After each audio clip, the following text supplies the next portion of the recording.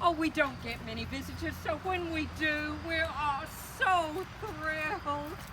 Bonsoir, mes amis, bonsoir. Je suis Theodore Becker. Theodore, my love, remember, you're not in France anymore. Oh, wait, pardon. My name is Theodore Becker, and this is my wife, Minnie Becker. I forgot what I was supposed to say. Theodore was born in 1792 in, how do you pronounce that, Theodore?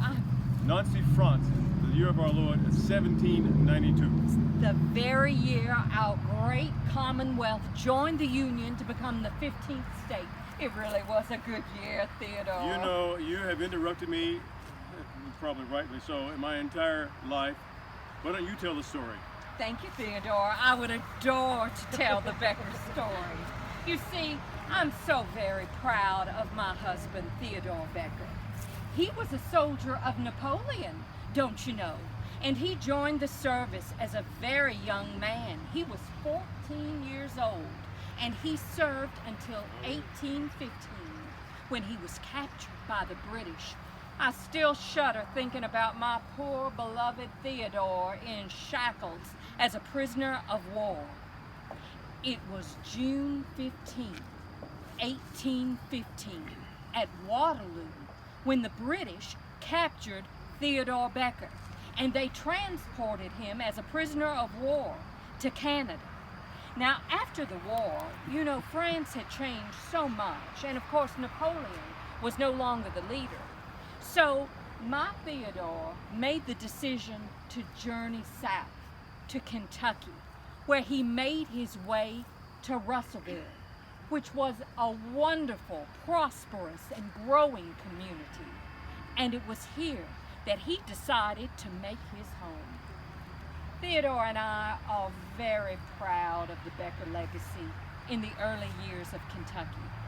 For 60 years, Theodore served as a successful tailor, and he also owned the local haberdashery in town, as well as a farm, so he was able to provide his family with a very nice living. In 1850, we were worth $32,000, which is like 1.5 million today. Oh, Theodore, I wish you wouldn't talk about money. It is so impolite. Pardon. Well, back to my story. Yes. Theodore met and married his first wife, Miss Fanny Hamilton, in 1822, and they had one child, Theodore Becker Jr. Now, when Miss Fanny passed away, Theodore met me, Miss Minerva Emmeline Allison, and we married in 1829. Oh, Theodore, I remember that day just like it was yesterday, very much a day like today. It was in September, and we had buggied to Elkton, where we knew a minister there. Oh, Theodore, it was a lovely day.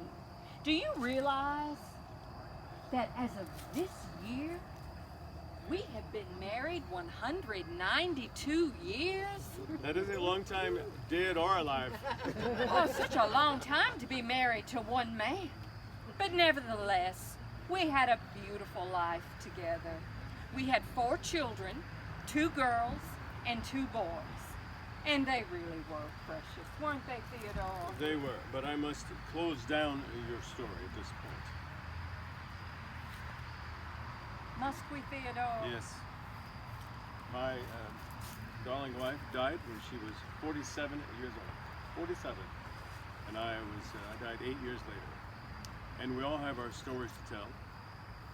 And I hope you live long and prosperous, and you have your own stories to tell.